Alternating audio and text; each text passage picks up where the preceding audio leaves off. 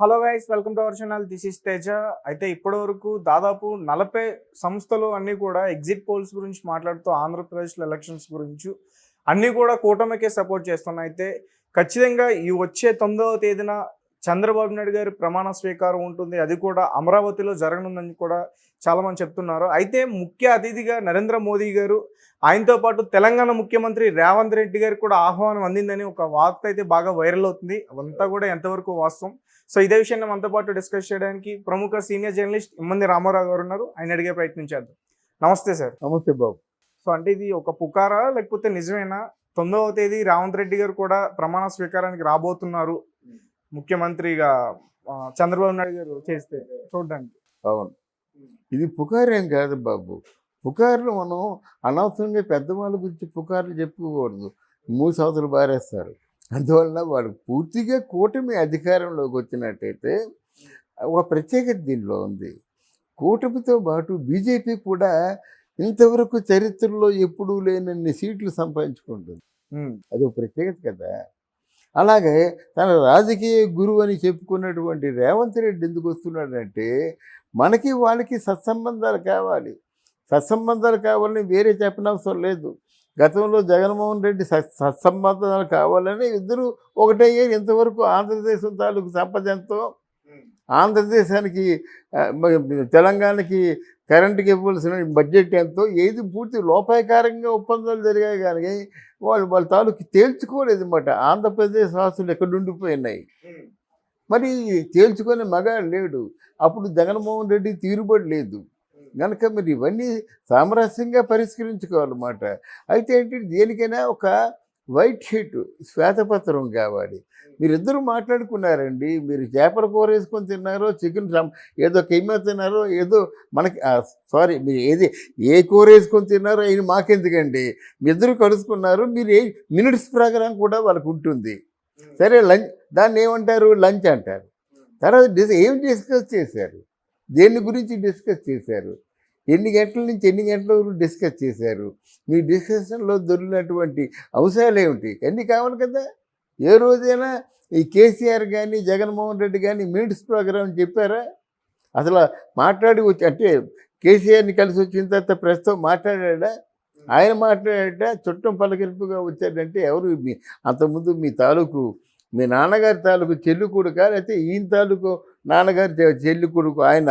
ఎందుకు ఈ ఇద్దరి మధ్య ఏముంటుంది? 2 రాష్ట్రాల తాలూకు మీరు అధిపతులు, అంతే సంబంధాలు ఉండాలి. మిగతా మనకు రావాల్సిన అవసరం లేదు. మీరు మాట్లాడేది బాగానే ఉన్నాయి. మనకున్న సమస్యలు కోకోరలు ఉన్నాయి. ఆ సమస్యల పరిష్కారానికి మీరు ఇద్దరు ఏం మాట్లాడుకున్నారు, మీ మినిట్స్ ప్రకారం మాకు ఇవ్వండి అంటున్నాము. ఇవ్వటం లేదు.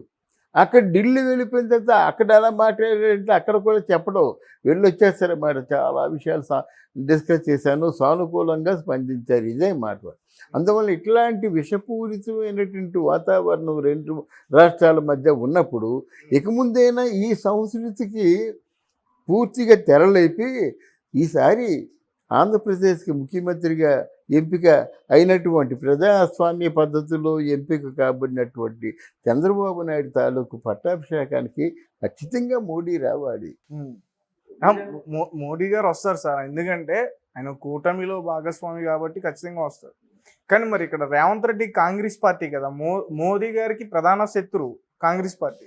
మరి వాళ్ళ అధిష్టానం నుంచి మరి దీనికి ఎలా చెప్తారు రేవంత్ రెడ్డి గారికి? అదే రేవంత్ రెడ్డి రాజకీయం. ఇప్పుడు కాంగ్రెస్ పార్టీకి ప్రధాన శత్రువు రేపు అవ్వడు కదా.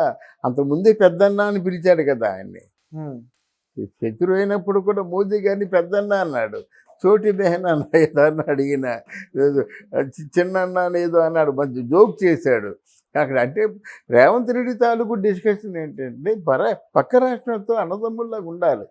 ఆ శ్లోకను గుర్తు చేస్తారు. మనం స్నేహితుల్లాగా విడిపోదాం, అన్నదమ్ముల్లా కలిసి ఉందాం. రాష్ట్రాలుగా విడిపోదాం, అన్నదమ్ముల్లా కలిసి ఉందాం. అదే చేస్తున్నాను నేను. అన్నదమ్ముల్లా కలిసి ఉన్నట్టయితే 2 రాష్ట్రాలు ప్రగతి వైపు నడుస్తాయి కదా అంటాడు. దాన్ని ఎవరైనా కాదనగలరా? రాజకీయ నాయకుల మధ్య వైషమ్యాలు ఉండొచ్చండి, స్నేహభావం ఎందుకు ఉండకూడదు?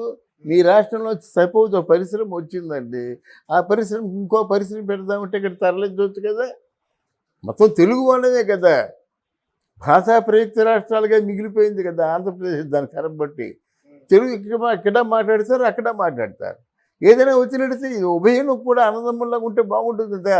తెలుసో తెలియకో మనం చాలామంది హైదరాబాద్లో ఉన్నాము. హైదరాబాద్లో ఉంటే వాళ్ళు పరాయి అంటే దేశస్తుల్లా చూస్తారా? ఇక్కడ పుట్టి ఇక్కడ పెరుగుతున్న వాళ్ళు, ఇక్కడ జీవనోపాధి చూసుకున్న వాళ్ళు, ఇక్కడ కాపురాలు పెట్టిన వాళ్ళకి వీళ్ళేమో చేయూతందించరా? అదే అంటే అన్నదమ్ములు లాంటి భావన ఇది రెండు రాష్ట్రాల మధ్య ఉంటే తప్పేమిటని రేవంత్ రెడ్డి అడుగుతాడన్నమాట. ఎవరు అడుగుతారండి? పవర్లో ఉన్నోళ్ళు ఎవరు అడగరు, మాట్లాడతారు. కానీ రేవంత్ రెడ్డి కొన్ని మంచి జిమ్మిక్స్ చేస్తున్నాడు. కేసీఆర్కి ఆహ్వానం పంపడం కానీ, ఇప్పుడు ఆవిర్భావ దినోత్సవాలు చేసేటువంటి అవకాశం దక్కింది. మళ్ళీ 10 సంవత్సరాల తర్వాత కదా అప్పుడు ఎవరు ఉంటారు? అలా జాతీయ గీతాన్ని పెడతానని టైం పోస్ట్ పోన్ చేసి పెట్టేశాడు. ఇప్పుడు తెలంగాణకి జాతీయ గీతం ఉండాలి కదా, పెట్టేశాడు జాతీయ గీతాన్ని. ఏదైనా ఇదే మొదట ఫస్ట్ అవుతుంది కదా, ఇంకోది ఎవరైనా పెట్టినట్టయితే రెండోదే అవుతుంది కానీ మొదటిది అవుతుంది కదా. అంటే రాజకీయ చతురత గురించి చెప్తున్నాను అన్నమాట. సో రాజకీయ చతురత ఉంది కనుక చంద్రబాబు నాయుడు తాలూకు శిష్య పరమాన్ని అనుకుంటున్నాడు కనుక ఇద్దరు కలిసి ఉండడంలో తప్పు లేదని నా ఉద్దేశం. ఇద్దరిని ఆంధ్రులేమో ఇలా చూడండి, తెలంగాణ వాళ్ళని అలా చూడండి అనుకొని కొట్టుకు చచ్చే కంటే ఇద్దరు ఒకటే, ఇద్దరు అన్నదమ్ములు అనేటువంటి భావన ఉండడం మంచిది కదా. అది అంటున్నాను అన్నమాట. అంటే అది నాయకుల్లో ఉంటే ప్రజల్లో కూడా వస్తుంది అంటారా? రావాలండి, తప్పకుండా రావాలి. ఎందుకు రాదు? ఇప్పుడు రేవంత్ రెడ్డి స్నేహభావంతో వెళ్తున్నట్టంటే మరి ప్రజల్లో కూడా మార్పు వస్తుంది కదా. మనం ఒకటేంటే అన్నదమ్ములు అనుకుంటే మంచిదే కదా. తర్వాత పరిష్కరించుకోవాల్సిన సమస్యలు చాలా ఉన్నాయి. ఈరోజు పట్టాభిషేకానికి వెళ్ళకుండా సమస్యలు పరిష్కరించుకోరా అంటే ఆడ వస్తాడా చంద్రబాబు నాయుడు? ఈయన రమ్మంటే ఈయన వస్తాడా?